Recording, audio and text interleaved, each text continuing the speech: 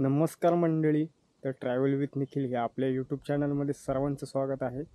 तर दुर्गा भटक्यांची पंढरी असलेल्या आपण हरिश्चंद्रगडावर आज आलो आहे आणि मी बरोबर पाचनेई या गावामध्ये उभा आहे. गाडी आम्ही पार्किंगला लावली आहे, मागे पार्किंग आहे आणि बरोबर कमानीच्या समोर उभा आहे. आता आपण गडाच्या दिशेने निघूया.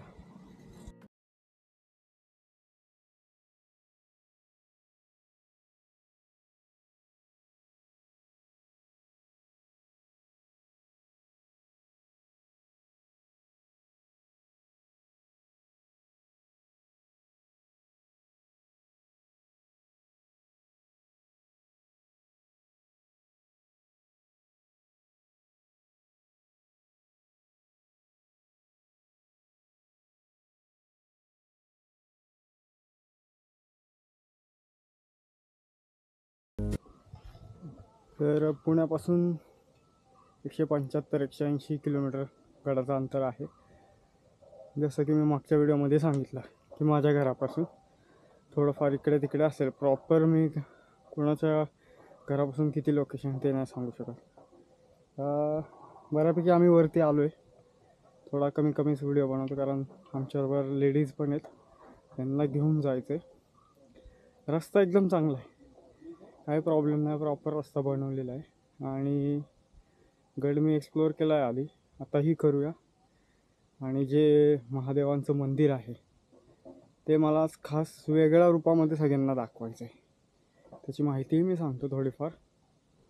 आणि मला जे दाखवायचं आहे ना ते आज मी प्रयत्न करणार आहे की दाखवता येईल का मला. आता जी काही मंडळी आहे त्यांच्याशी थोडं बोलूया आणि ओळख करून घेऊया. वाट दाखवतो तुम्हाला कशी आणि कशी नाही.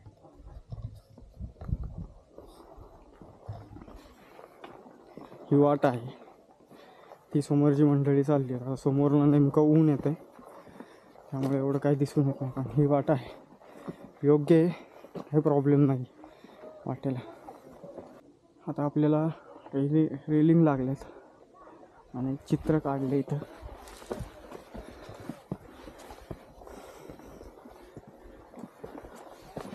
बिबट्याचं चित्र आहे या ठिकाणी.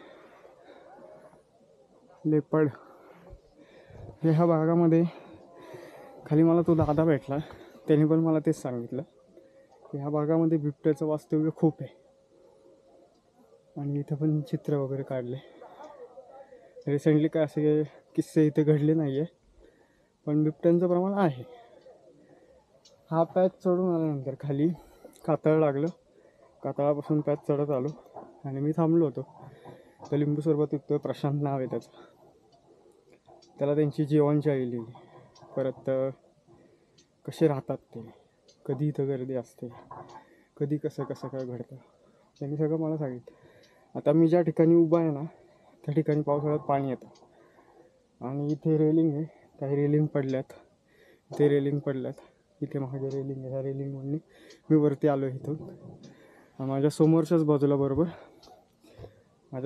बाजूला बरोबर शिड्या लागल्यात लोखंडी जिने. त्या जिन्याने वरती जाऊया, वरच्या भागात काय हे एक्सप्लोअर करूया. इथे बघा जिने लागलेत आपल्याला. आता इथे गर्दी जास्त होत असेल त्या कारणाने एका बाजूने वरती जायला, एका बाजूने खाली यायला, असे इथे एक आहे आणि इथे. तर आपण त्या बाजूला ऊन आहे, ह्या बाजूला सावली, ह्या बाजूने जाऊया आपण.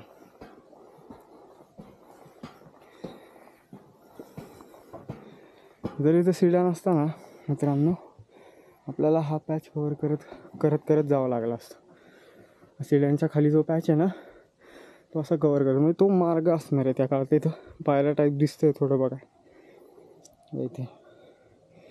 इथून असा इथे पायऱ्या, तिथे पण पायऱ्या दिसतात त्या तिथून असं. पण पावसाने आणि वादळ वारा ह्याच्यामुळं इथलं सगळं ते निघालं, खडकच सगळं निघाला.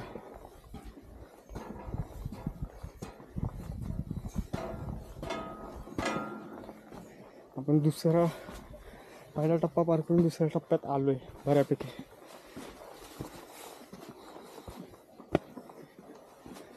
रेलिंग आहे माझ्या बाजूला, तुम्ही बघू शकता बाजूला रेलिंग आहे. कारण खालच्या बाजूला सगळी तरी रस्ता आहे थोडासा, पण शेवटी खडकच आहे.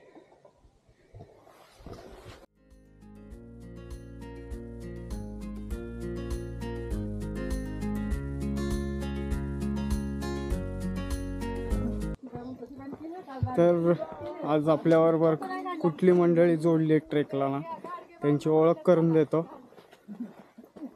सर्वात प्रथम तुमची ओळख करून द्या व्हिडिओवरती. आमची का? हा, मी हेमलता घाडगे, रोई कांचन, पुणे येथून आली. तुम्ही कितवा गड करता हा? काय आठवतंय तुम्हाला? काय माहिती आहे? 10-15 वर्ष येते ना आपला. तुमची ओळख करून द्या. मी सौ राणी दीपक बेलदरे. अच्छा, माझा हा 13वा गड आहे. चांगलं आहे. आणि ह्या वैशिष्ट्य बघा, मी रात्री काल यांना सांगितलं ट्रॅक पॅन्ट घालून या, साडी घालून आल्यात आणि असल्या या वाटेमध्ये. मी पहिल्यापासून साडीच घालते, कारण मला साडीमध्ये जास्त कम्फर्ट वाटतं. बघा, हे आहे म्हणजे जपणारी कोणतरी आहेत. ठीक आहे, तो पार्ट वेगळा आहे, आपण त्याच्यावर नंतर चर्चा करू. परत त्यांचेच मिस्टर ते सांगतील आपल्याला. नमस्ते, मी दीपक बेलदरे. मी आंबेगाववरून आलो आहे. आम्ही अनेक गड या ठिकाणी करतो. हरिश्चंद्रगड बऱ्याच दिवसाचा इच्छा होती ट्रेकिंग करायची, ती आज पूर्ण मला वाटतं तुझ्यामुळं झाली काय. आणि ती इच्छा तुझ्यामुळं पूर्ण झाल्यामुळं तुला रात्रीच सांगितलं अचानक. तुझा तर आज सज्जनगड होता, परंतु निखिल तू आम्हाला आमच्यासाठी इकडं आला. मी खरंच तुझं मनापासून धन्यवाद मानतो, कारण खऱ्या अर्थानं मला जी इच्छा या ठिकाणी होती हरिश्चंद्रगड पूर्ण करायची, ती तुझ्यामुळे झाली. धन्यवाद. मला एक सांगायचंय, बोला बोला. हरिश्चंद्रगड करायचं आम्हाला धाडसच होत नव्हतं, केवळ तुझ्यामुळे झाले. कारण काय नाही, तुम्ही आतापर्यंत वाट पाहिली, सोपी आहे, काय अवघड नाही, फक्त खडक आहे, बाकी काहीच प्रॉब्लेम नाहीये गाडा. पण सगळं क्रेडिट तुला. नाही नाही, काय असं काय हे नाहीये. आपल्या महाराजांना क्रेडिट द्या, त्यांच्यामुळे आपल्याला हा निसर्ग पाहायला मिळतोय. खूप जणांनी भीती दाखवली होती की हरिश्चंद्रगड खूप डेंजर आहे, लवकर होणार नाही, अनुभवाशिवाय जाऊ नका. आमच्यातले काही जण त्याच्यामुळे थांबले असं म्हणायला हरकत नाही. आता आपल्याबरोबर एक ताई आहेत, त्या पुढे गेल्यात, त्यांची पण ओळख करून देतो. आणि काही मुलं पण आहेत, ती पण पुढे गेली आहेत, त्यांची आपण डायरेक्ट थेट गडावरच भेट घेऊया. आत्तापर्यंतची जी वाट आहे ती एकदम चांगली आहे, अवघड काहीच नाही आहे. जे लोक बाहेर पसरवतात की एखादा मनुष्याला इच्छा असते, इच्छाशक्ती भरपूर असते की त्या गडावर जाऊन तो गड पाहायचा आहे, मला त्या गडाची अवस्था पाहायची. पण जी मंडळी जाऊन आलेली असतात ना, मजा मस्करीमध्ये का सिरियसली काय माहीत नाही, पण लोकांना घाबरवतात, अवघड आहे आणि तुम्ही जाऊ शकत नाही. आपल्या महाराष्ट्रात राहणाऱ्या ह्या ज्या लेडीज आहेत ना, त्यांच्यापैकीच 350 वर्षापूर्वी एक लेडीज होत्या, त्या म्हणजे सगळ्यांनाच माहिती आहे.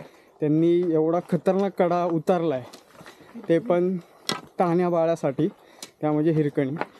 मग ह्या लेडीज का नाही करू शकत? आत्ता पण काही मंडळी मी पाहिलीत की पायात चप्पल आहे, आमच्या पायात तरी सगळ्यांचे शूज आहेत, त्यांच्या पायात चप्पल होती आणि चपलीने ते खाली उतरत होते. काही लेडीज अशा आहेत जे ग्रामस्थ आहेत, रोज काष्टा घालून त्यांचे नियम आणि रोज जातात गडावर. ह्या काळामध्ये पण हे करणं अवघड आहे तसं बघायला गेलं तर, पण केल्याशिवाय तर पर्याय नाही आहे. कारण आपल्या महाराजांनी किंवा महाराजांच्या मावळ्यांनी का बलिदान दिलं या ठिकाणी, हे आपल्याला इथे पाहायला मिळतं. त्या काळी वाट चांगली असेल, पण लोक त्या काळामध्ये कसे जगत असतील, कसे राहत असतील, हे पण जाणणं गरजेचं आहे.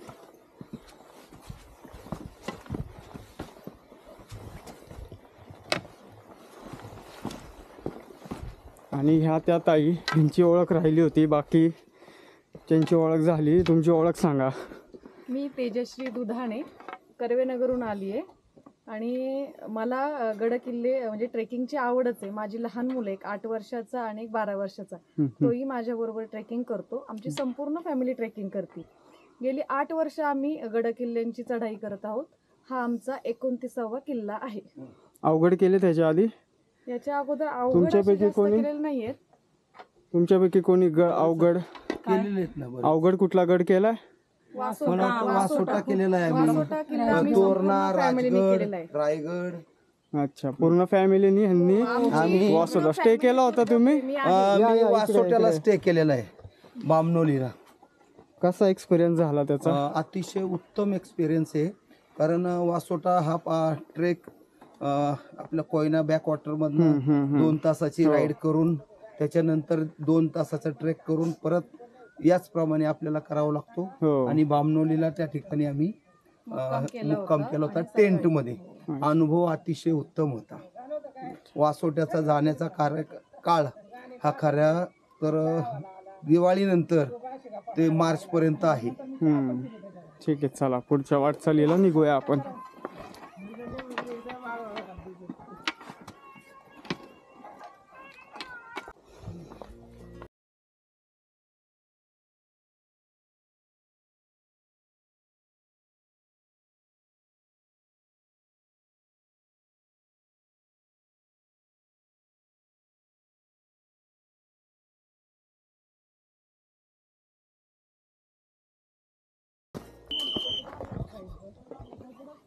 फायनली आपण ज्या मंदिराची अपेक्षा करत होतो त्या मंदिरापाशी येऊन पोचलो आहे.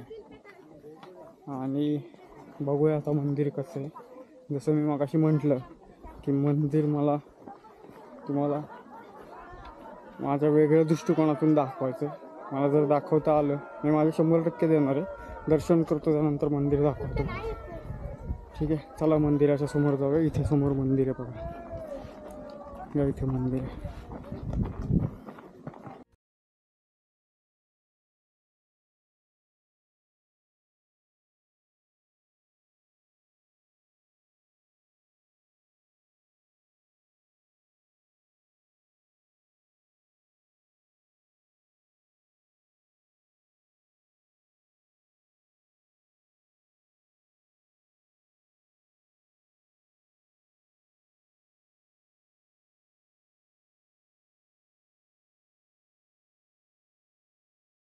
तर आपला हरिश्चंद्रचा ट्रेक हा पूर्ण झाला आहे. आणि मी काही जास्त व्हिडिओ बनवला नाही. त्याचं मागचं कारण असं आहे की एवढी गर्दी होती की मी तुम्हाला व्हिडिओमध्ये सांगितलं, मला जे मंदिर तुम्हाला दाखवायचं किंवा त्याची माहिती सांगायची, मी जिथं जिथं व्हिडिओ रेकॉर्ड करायला जाईल ना तिथं त्या मुलांचा आवाज, घोषणा वगैरे ठीक आहेत, पण आवाज त्यात ते मी जसं रेकॉर्डिंग करत तसं ते त्यांचं चालू झालं. यूट्यूबर, ब्लॉगर वगैरे हे तिथे माझा मूड गेला. आणि एक गोष्ट आम्हाला चांगली भेटली ती म्हणजे जे 4 युगांचं खांबांचं मंदिर आहे महादेवांचं, त्या मंदिराच्या गाभाऱ्यात आतमध्ये पाणी काहीच नव्हतं. अख्खा पाणी आटलं होतं. तुम्ही व्हिडिओमध्ये पाहिलं असेल. आणि प्रॉब्लेम असा झाला की एवढ्या गर्दीमध्ये मला तुम्हाला जे दाखवायचं आहे किंवा मला जे सांगायचं होतं ते मला काहीच सांगता नाही आलं. ह्याचा एक स्पेशल व्हिडिओ मी एक दिवस बनवणार आहे. जर मला पॉसिबल झालं तर मी किंवा माझ्या फॅमिलीला पण हे मंदिर दाखवायचं आहे. किंवा जर मला एकट्याला पॉसिबल झालं तर मी एकटा येईल, किंवा फॅमिली असेल तर फॅमिली. जसं पॉसिबल होईल तसं आपण बघूया पुढे. आणि व्हिडिओ काय मी जास्त रेकॉर्ड पण केला नाही आणि काही नाही, कारण येताना त्या 3 लेडीज त्या एका राणीताईंनी साडी घातली होती आणि सगळं माती दगड असं बारीक हे होतं आणि त्यात त्यांनी स्पोर्ट्स शूज घातला होता. तर त्या 2दा घसरल्या, पण तोल जात होता. मग त्यांना मी ट्रेकिंग शूजची थोडीशी माहिती सांगितली तिथे. व्हिडिओ मी काहीच बनवला नाही, कारण त्यांना घेऊन जाणं येणं ह्या सगळ्या गोष्टींमध्येच माझं लक्ष होतं. व्हिडिओकडे जास्त मी काय लक्ष दिलं नाही. कोकण कड्याचा पण भाग चांगला होता, ऊन होतं. काही लोक होती तिथे, तुम्ही व्हिडिओमध्ये बघसाल की ते एकदम म्हणजे रेलिंग लावलेत त्याच्या पण पलीकडे जाऊन फोटो काढत वगैरे होते. असं जीवाशी वगैरे कोणी खेळू नका, कारण पूर्ण कोकण कड्याच्या पूर्ण समोरच्या बाजूला पूर्ण असा एक पठार आहे खाली पाहायला गेलं तर, आणि ते 1800 फूट वरती आहे. तिथून ते वारं धडकून रिवर्स वरती येते. म्हणजे आम्ही अक्षरशः एका झाडाची फांदी तोडून ती टाकून पण पाहिली की हे खरंच आहे का. खरंच आहे. जर तुम्ही त्या ठिकाणी कोकण कड्यावर कोणी जात असाल तर कृपया करून सगळ्यांना विनंती करतो की कुणीही तिथं प्लॅस्टिकच्या बॉटलचा प्रयोग करू नका.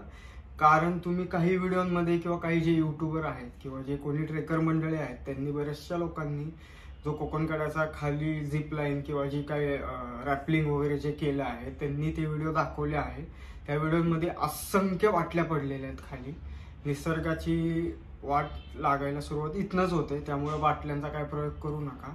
पाणी झाडाचं तुम्ही एखादी छोटीशी फांदी टाकली तरी चालेल. तर मग भेटूया पुढच्या आपल्या गडावर आणि पुढच्या ट्रेकवर. तोपर्यंत हा व्हिडिओ कसा वाटतो मला कमेंट करून कळवा आणि नेहमीप्रमाणे जास्तीत जास्त लोकांपर्यंत शेअर करा. व्हिडिओ आवडला असेल तर एक लाईक नक्की करा. तोपर्यंत जय शिवराय.